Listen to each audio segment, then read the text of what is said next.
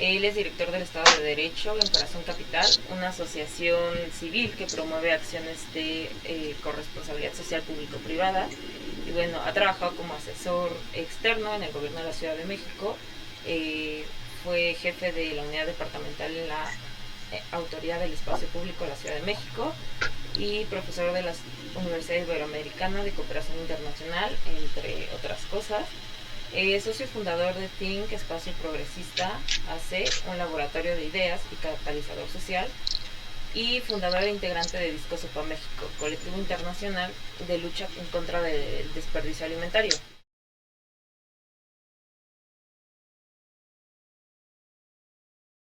Lo primero que hay que comentar es la ausencia de datos confiables en el tema del no desperdicio de alimentos. De hecho, es un comentario que hacen los organismos internacionales, tanto la FAO como el BID, a México y otros países que tienen que mejorar su sistema, su sistematización de datos con respecto al tema de la alimentación. No existe, por ejemplo, un registro de qué tanto se desperdicia la comida en los hogares. Por ejemplo, eso no es un dato que en México no existe y no conocemos. Los supermercados también, que tienden incluso algunas marcas a tener prácticas pues muy salvajes de no declarar la pérdida, el desperdicio de alimentos, pero además de destruirlos antes de sacarlos de sus establecimientos, ¿no? Para no donarlos.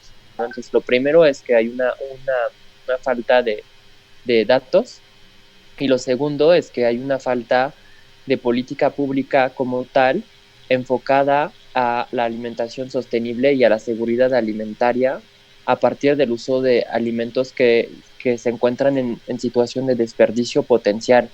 No existe ninguna política pública, por ejemplo, por parte del Estado que se dedique a la creación de bancos de alimentos. Eso es algo que hace mucha falta en México. Los bancos de alimentos que existen son bancos de alimentos privados o de la sociedad civil y que se autogestionan. Por primera vez, el gobierno de la Ciudad de México acaba de crear un banco de alimentos en la central de Abasto que se llama Itacate, de hecho, y que es justo o sea, nosotros estamos un poco observando cómo lo están haciendo, porque pensamos que eso es la clave, ¿no? Del no desperdicio de alimentos.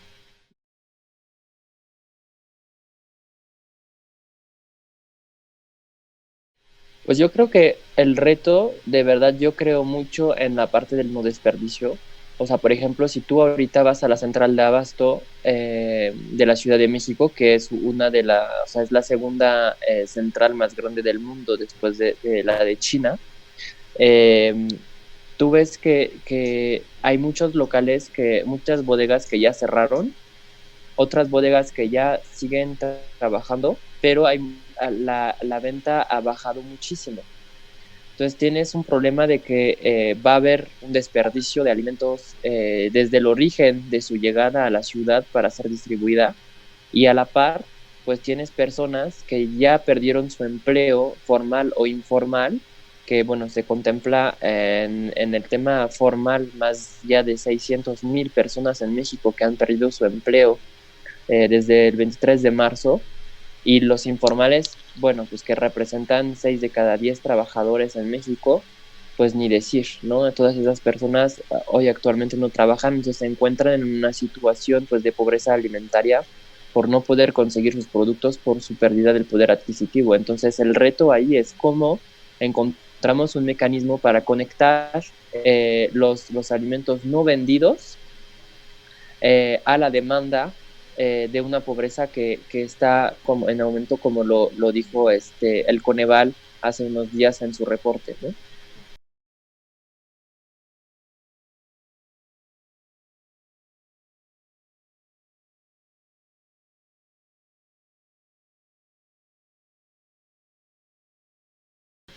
Pues mira, nosotros ahorita estamos trabajando dos iniciativas. Una iniciativa que hoy en día no se puede llevar a cabo porque consiste en el uso del espacio público que se llama Disco Sopa. Discosopa es un movimiento global que se creó en Europa y que se impulsó en México, en la ciudad, que impulsamos con otras organizaciones de la sociedad civil en 2012 y que se consiste en ir a los mercados, supermercados, central de abasto, a recolectar frutas y verduras que no se van a vender, que se van a desperdiciar por razones estéticas. Entonces eso es muy interesante porque nosotros nos hacemos incluso un tema de concientización al consumidor de que no porque un jitomate no está redondo perfectamente, una manzana tiene el color exacto al cual estamos acostumbrados, que necesariamente es un alimento no comestible, al contrario, son alimentos que a pesar de su apariencia física, pues pueden comerse y todavía cuentan con las vitaminas y los nutrimientos necesarios para el cuerpo humano. Nosotros recolectamos toda esa fruta y verdura y al día siguiente la procesamos en el espacio público eh, mediante la instalación de una cocina comunitaria en el espacio público y todos esos alimentos se regalan a la gente. Entonces eso está muy padre porque incluso se genera una dinámica pues comunitaria bastante interesante porque ahí el lema es que tenemos que trabajar con los vecinos de la comunidad donde estamos organizando la discosopa siempre y siempre hay música. Entonces ahí pues se genera un ambiente lúdico, pero al mismo tiempo de concientización social sobre el tema del no desperdicio, porque comunicamos que son alimentos que se iban a desperdiciar. Entonces eso es una primera iniciativa que nosotros ya llevamos años trabajando, que nos ha ido muy bien. La verdad, pues recolectamos toneladas de alimentos desde 2012, pero no se ha materializado aún en una política pública como tal de una alcaldía o de gobierno, que es lo que estamos buscando nosotros, como ir definiendo que eso se convierta en una política pública que pudiera, por ejemplo, realizar una alcaldía cada mes, organizar su propia discosopa, ¿no? Entonces, toda la iniciativa es totalmente sustentable y las partes de los alimentos que definitivamente no se pueden comer, no se pueden consumir, lo hacemos composta con una organización que se llama el Huerto Roma Verde, que siempre nos acompaña en esa iniciativa. Y el segundo proyecto que tenemos es un proyecto ahorita que estamos trabajando de la mano con un grupo de argentinos y uruguayos que se llama Nilus, que consiste en el desarrollo de una plataforma digital que, que pone en contacto a los comedores comunitarios de la ciudad con los alimentos potencialmente que se van a desperdiciar de la central de abastos. Entonces eso nos permite a los comedores comunitarios ampliar pues su menú y contar con más ingredientes para preparar la comida que se vende además a un precio extremadamente bajo, que las comidas se venden a 11 pesos y por eso los comedores comunitarios están en las zonas más marginadas de la ciudad.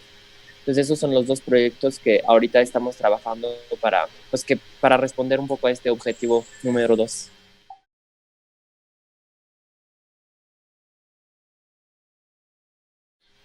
Pues yo creo que el papel de los mercados, o sea, primero tienen que sensibilizarse al tema del no desperdicio. Es decir, que cuando no tienen invendidos, pues no tirarlos a la basura, sino pues lo ideal sería que cada mercado contara con un banco de alimento propio, donde ahí la gente necesitada pues pudiera llegar por sus alimentos, ¿no? O a bajo costo, por ejemplo, o de manera gratuita.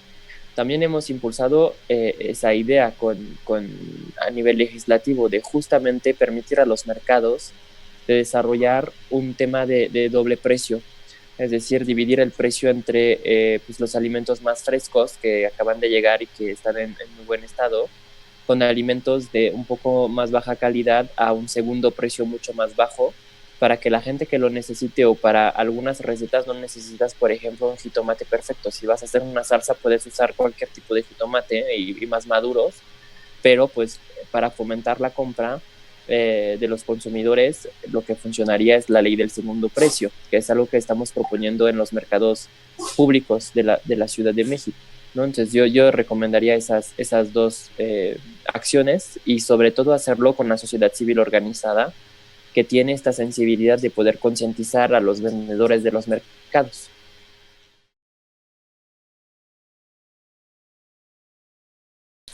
No, pues no puede haber desabasto de alimento en México. Tenemos demasiada producción, o sea, tenemos muchísima producción. El problema justo de México es que todo se concentra en una sola central.